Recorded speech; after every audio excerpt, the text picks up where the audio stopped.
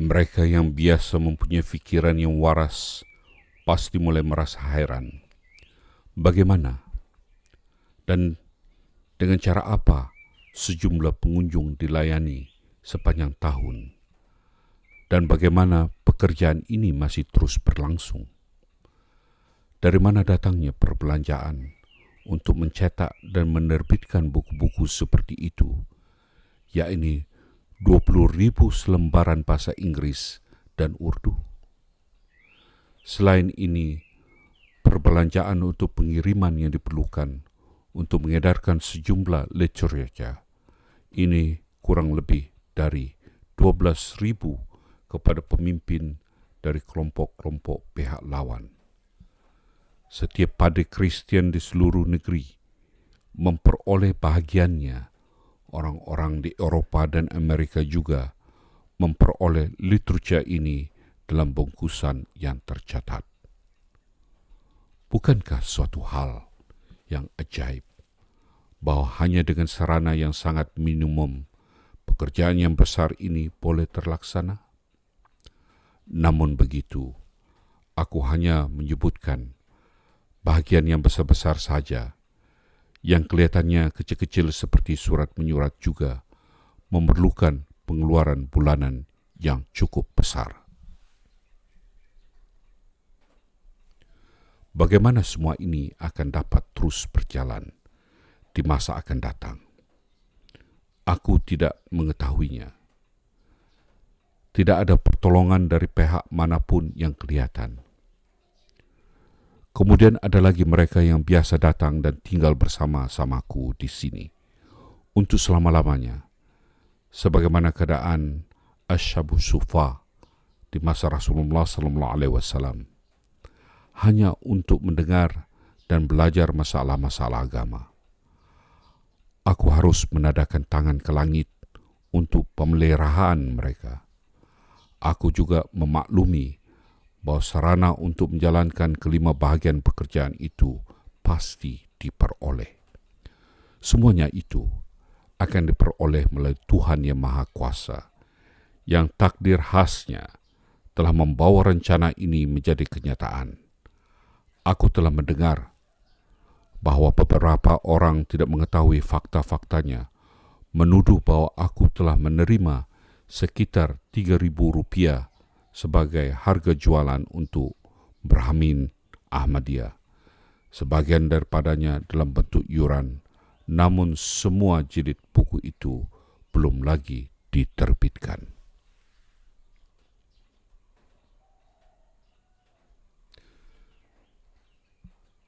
Sebagai jawaban, aku ingin menjelaskan bahwa uang yang diterima itu bukan Rp3.000, tetapi sekitar Rp10.000 atau lebih. Uang ini bukanlah untuk pembelian buku ataupun untuk yuran.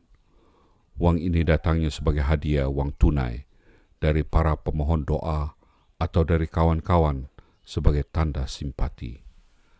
Namun semua uang itu dimasukkan ke dalam pembelanjaan untuk proyek ini. Penerbitan buku-buku dengan ketetapan Tuhan telah ditangguhkan untuk sementara ini. Uang pun tidak dapat diperoleh, sebabnya dana yang tersedia dipergunakan untuk menyelenggarakan bagian yang lainnya untuk pekerjaan ini. Penangguhan penerbitan buku, suatu tindakan kebijaksanaan Tuhan, telah memberikan kepadaku waktu untuk menangani sepenuhnya hal-hal yang terhambat. Bagi para pengkritik yang tidak bersahabat, mempunyai waktu yang penuh untuk menyatakan apa yang ingin dikatakan mengenai buku itu.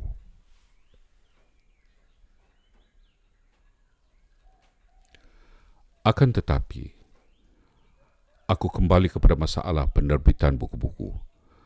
Timbul dalam fikiranku untuk menyuruh kepada segenap lapisan masyarakat agar maju ke hadapan dan memberikan bantuan. Oleh kerana itu, aku menyuruh setiap orang serta menyatakan bahwa penerbitan buku itu harus terus dilaksanakan. Sebagian besar Brahmin harus masuk ke dalam percetakan. Begitu buku ini keluar dari percetakan, akan dikirimkan kepada mereka yang telah membayarnya dan kepada mereka yang telah dicatat dalam daftar percuma. Buku-buku yang lain juga sedang dipertimbangkan.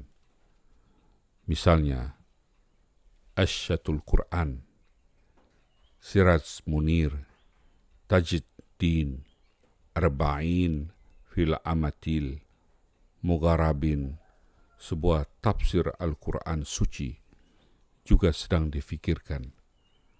Ada juga niat untuk menerbitkan jurnal bulanan yang membahas kepercayaan-kepercayaan palsu seperti kepercayaan Kristen dan menjawab kembali kritikan-kritikan yang terus-menerus terbit dalam surat kabar mereka dan sebagainya. Rencana ini dapat dilaksanakan serta diletakkan di atas landasan yang kukuh. Yang penting mempunyai modal dan bantuan keuangan yang terus-menerus. Apabila kita mempunyai percetakan, alat cetak kepunyaan sendiri, dan hal lainnya seperti kertas dan pegawai-pegawai yang bekerja, mungkin kita boleh menyelenggarakannya dengan lebih baik. Paling tidak, salah satu dari kelima bahagian rencana bagi pekerjaan kita. Wahai negeri India, tidak adakah di dalam perbatasan negerimu seseorang yang berharta yang cukup dermawan dengan sukarela menanggung pembelanjaan paling tidak satu bagian daripadanya?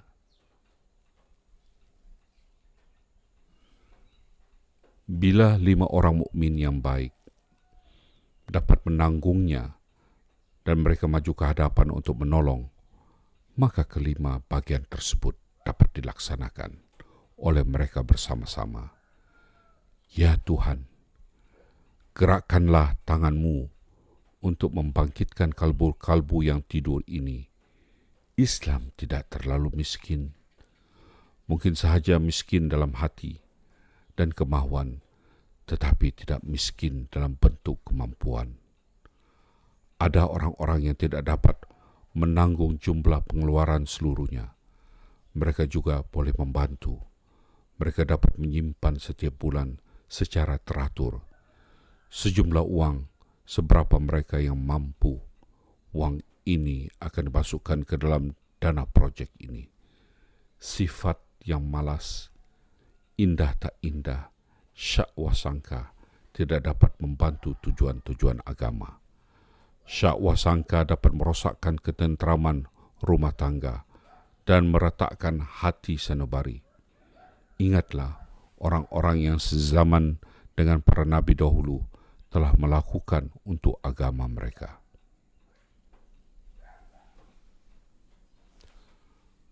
Pengorbanan apa serta kekurangan apa yang telah diterima dan dialami oleh mereka? Yang kaya maupun yang miskin sama-sama mengambil bahagian. Apabila seseorang kaya berpisah dari miliknya, sama juga halnya dengan seseorang pengemis berpisah dari wadah untuk menanda kemiskinannya. Semuanya demi agama. Mereka terus melakukan hal ini sampai saat kemenangan. Untuk menjadi seorang Muslim sejati adalah sesuatu yang tidak mudah.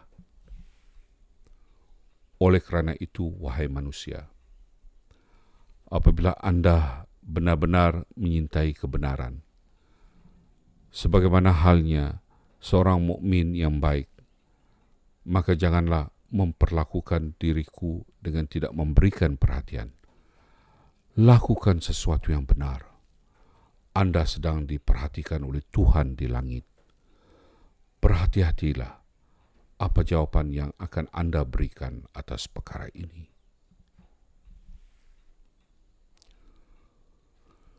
Waspadalah, wahai kaum muslimin, penerus para mukmin yang besar dan putra-putra manusia yang soleh dan bertakwa. Janganlah terburu-buru untuk ingkar atau curiga. Takutlah akan wabak taun yang menyebar di sekitarmu.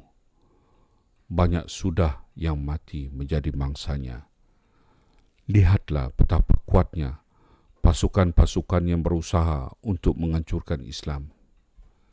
Tidakkah menjadi kewajiban atas dirimu agar Anda terus mengambil bahagian?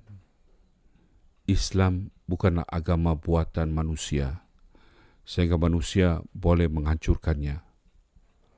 Malanglah bagi mereka yang masih degil, cuba untuk menghancurkannya.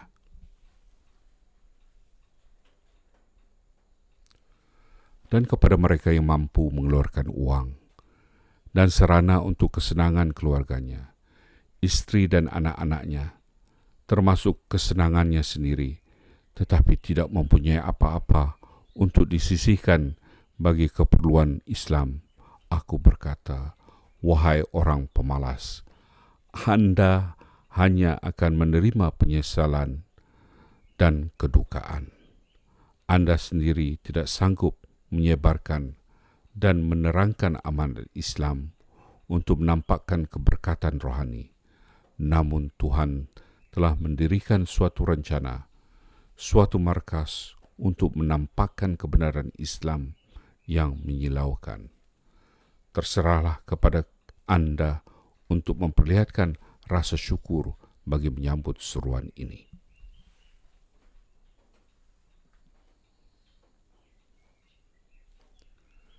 Kini Islam merupakan cahaya yang tersembunyi di dalam kotak, atau ia merupakan sumber mata air yang manis yang tertutup oleh daun-daun, ranting-ranting, serta jerami. Wajah Islam yang elok tidak boleh nampak, kecantikannya tidak dapat dipandang, menjadi kewajiban Anda kaum muslimin untuk melakukan sekuat tenaga untuk memperlihatkan kepada dunia betapa indahnya Islam itu. Padahal mereka mampu mengorbankan harta dan nyawa mereka untuk tujuan ini. Tetapi mereka belum lagi berbuat demikian. Mereka menderita dalam kejahilan, kebodohan yang amat sangat. Mereka bertanya, bukankah buku-buku lama sudah cukup? Mereka tidak mengetahui apa-apa tentang bahaya-bahaya yang baru. Dengan penentangan yang selalu baru dan tidak dapat dihadapi kecuali dengan cara-cara baru juga. Para nabi dan rasul telah datang dari waktu ke waktu. Pada setiap zaman, tidak adakah buku-buku tua yang masih dipergunakan?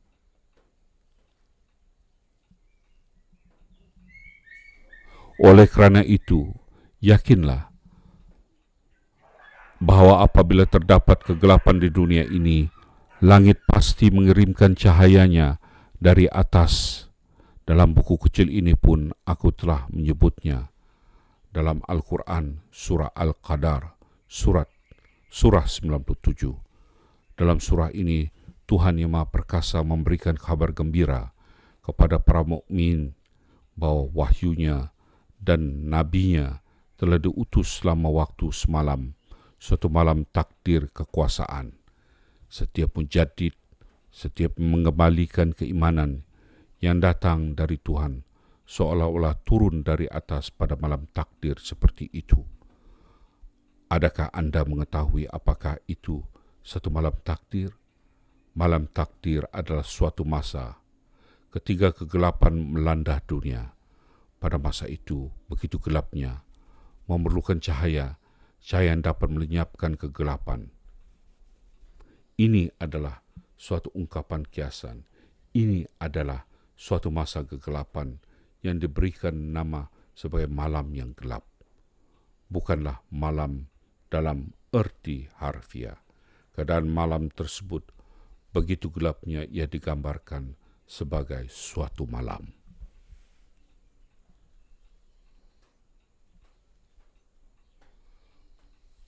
Malam itu mulai sirna 1000 bulan setelah seorang nabi atau penerus kerohaniannya datang dan pergi. 1000 bulan itu sama dengan panjang usia seseorang. Pada akhir masa ini, panca indera manusia juga mulai berakhir. Apabila masanya telah berlalu, langit menebarkan benih untuk kelahiran satu atau lebih mujadid agar muncul pada awal abad yang baru. Kita memperoleh isyarat selanjutnya dalam kata-kata dari Tuhan. Malam takdir itu lebih baik daripada 1000 bulan. Al-Qadar ayat 4. Yang bererti bahwa mereka yang mempunyai kemampuan untuk melihat cahaya surgawi turun selama malam takdir itu adalah lebih baik daripada orang yang berusia 80 tahun yang tidak hadir pada saat turunnya cahaya tersebut. Cahaya sesaat yang diterima dalam malam ini lebih baik daripada 1000 bulan sebelum malam itu.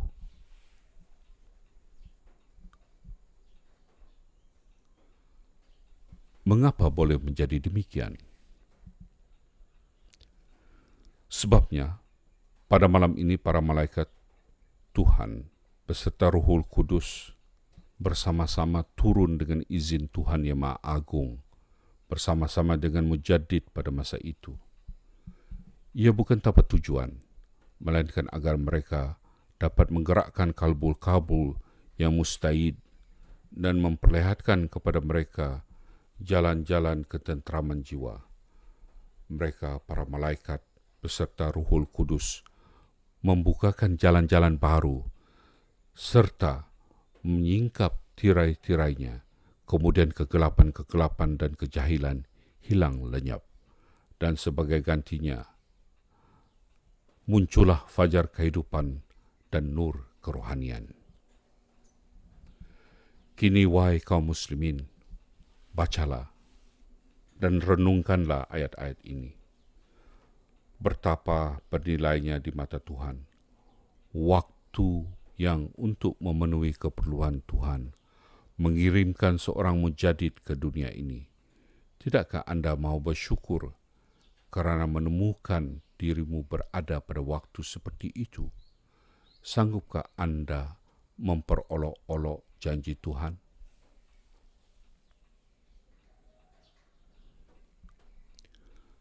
Dan wahai orang-orang yang kaya di antara kaum muslimin, Anda hendaklah yakin akan amanatku ini yang disampaikan kepada Anda, yakni bahwa Tuhan telah mendirikan suatu rencana untuk memperbaiki umat manusia.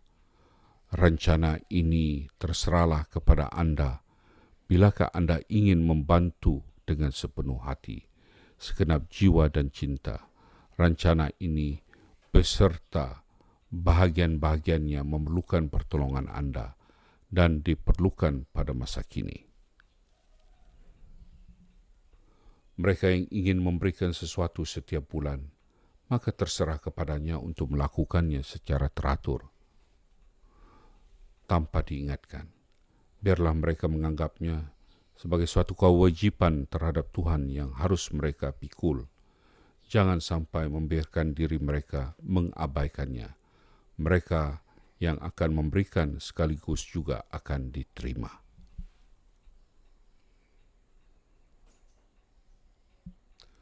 Akan tetapi, hendaklah diingat bahwa niat sebenarnya adalah bahwa hal ini akan terus-menerus dilakukan tanpa berhenti. Para pencinta kebenaran hendaklah berjanji serta mengirimkan sumbangan bulanannya seberapa yang mampu, dan mereka harus melakukannya secara teratur setiap bulan, kecuali apabila mereka terhalang oleh sesuatu yang tidak terduga. Mereka yang mempunyai kelebihan dan merasa tergugah dapat mengirimkan sumbangan sampingan sebagai tambahan kepada sumbangan bulanannya. Dan saudara-saudara, sahabat-sahabatku yang tercinta, cabang-cabang pohon yang hijau, yakni aku sendiri, yang kerana kasih sayang Tuhan telah menggabungkan dirinya denganku dalam baiat serta siap sedia untuk menyerahkan kehidupan ini. Waktu segangmu, kekayaanmu untuk tujuan ini, aku memaklumkan bahwa saudara-saudara akan dengan senang hati bersetuju dengan setiap pengorbanan yang aku acukan kepada Anda semua. Namun aku tidak berkeinginan untuk menentukan sesuatu atas kemauan aku sendiri.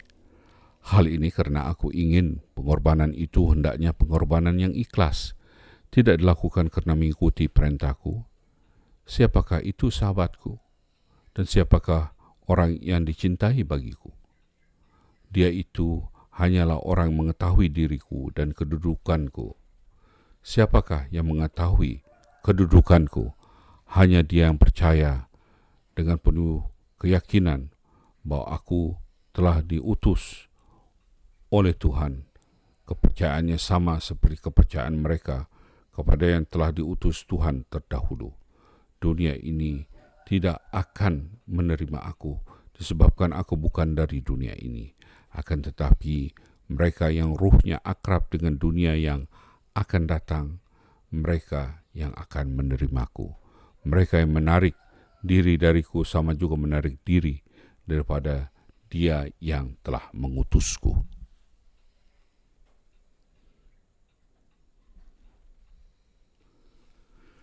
Ia yang menggabungkan diri denganku adalah menggabungkan diri dengan Dia yang daripadanya aku datang. Aku menggenggam nur di tanganku. Mereka yang datang kepadaku pasti akan menerima bahagian daripada nur itu. Akan tetapi mereka yang terperosok ke dalam khayalan-khayalan dan curiga serta melarikan diri dariku akan memasuki kegelapan.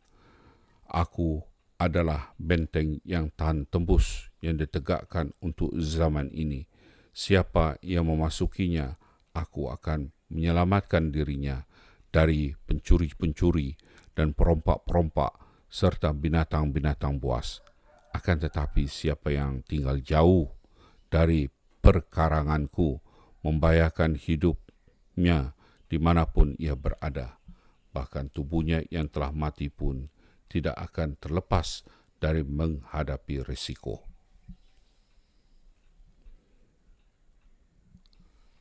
Dan siapakah yang memasuki lingkunganku?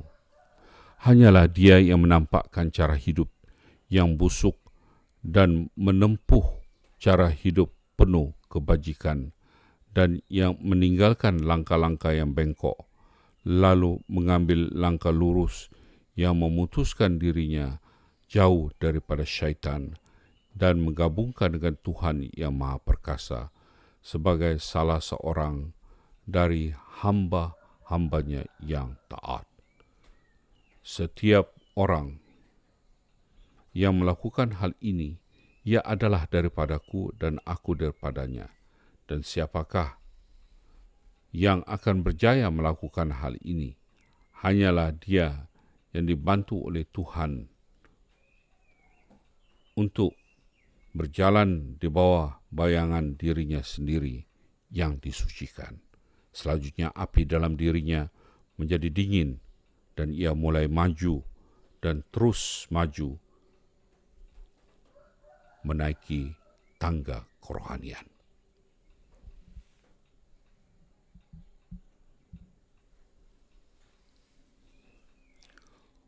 Roh Tuhan bersemayam di dalam dirinya. Melalui terjadi penampakan ilahi yang khusus, ia mencapai tujuan bersama Rab semesta alam.